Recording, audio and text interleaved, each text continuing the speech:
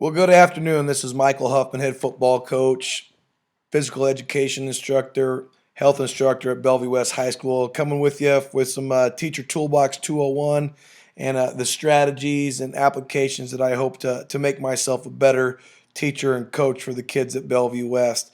Multiple things in the toolbox that I thought were fantastic. I'm going to start right at the very beginning with David Rendell's powerful message, hammering home some great philosophies about being a high impact leader. And I find myself guilty. We try to fix all the things that we think are wrong with us rather than focusing on what we're doing well. And I've been called a workaholic, that I'm possessed, think about nothing but football. I'm too regimented. I'm OCD or whatever it may be, and all things that could probably be looked at as negative.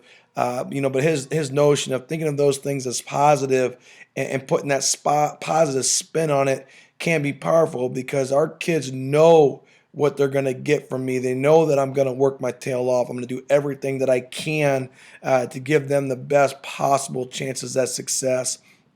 Coach K and David Reynolds come together to talk about continual learning. And I wouldn't be here right now taking this class if I didn't believe in continual learning.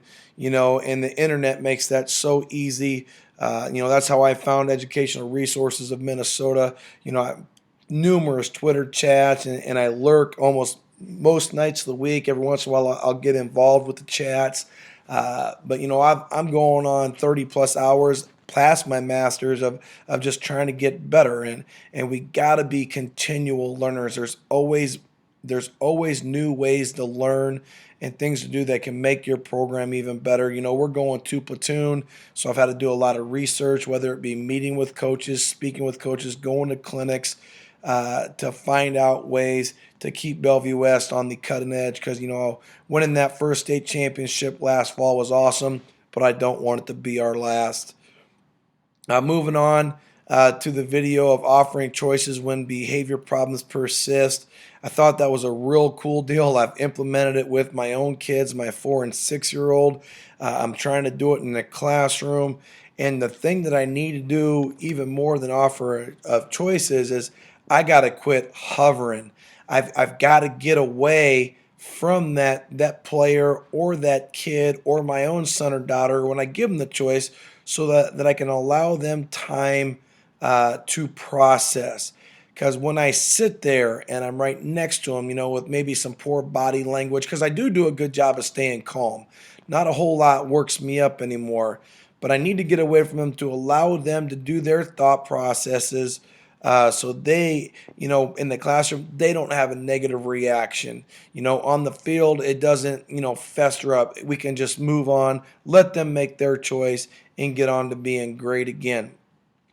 Uh, this was the first chance I've had a opportunity to view one of Coach Wooden's works. Now, I was lucky that in a sports psychology class I took way back in the late 90s, and I'll never forget this guy, Dr. Tom Kropp. He was our head basketball coach at UNK, Nebraska Kearney, but he shared coaches' definition of success with us. And in fact, we had to memorize it and script it out on one of our first tests, and I couldn't agree with that more. I mean, the success looks so different depending on the situation. And we've been at the end of football games, and man, we have played awful, but we won by 30 because we are just that much better than the team. Whereas I can think back to some losses we've had over the last 4 years, but left the field so proud because our kids laid it all on the line, and did everything we could, and just doggone the opponent was just a little bit better than us that night. It's just a great definition for success, doing your absolute best that you are capable of and seeing how the chips are going to fall. All cards are in, we're all in, and let's see what happens.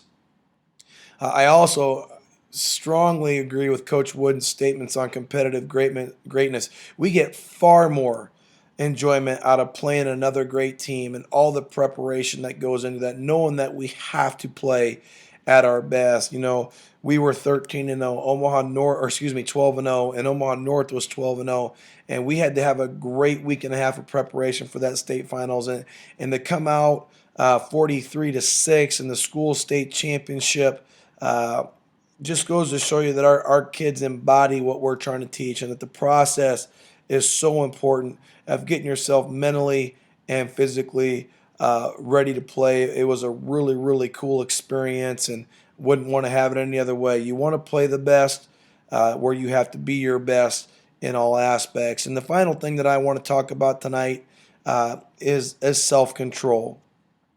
Coaches, teachers, administrators, we have to model the behavior that we expect our players and students to have, and especially in high stress situations.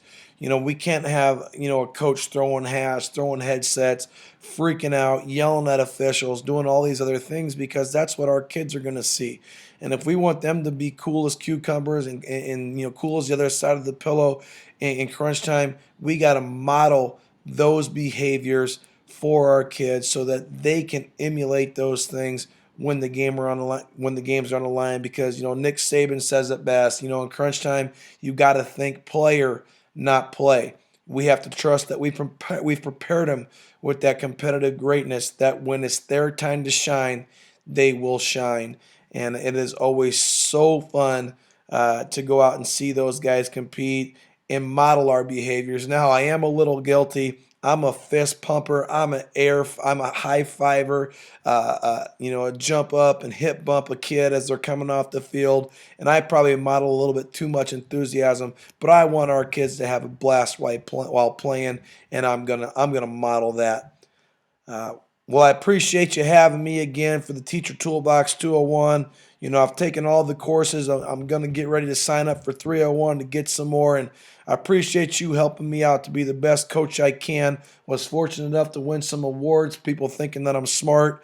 And a lot of that is because of these courses and all the things that I have modeled learning all the way back from creating a successful environment to Teacher Toolbox 201.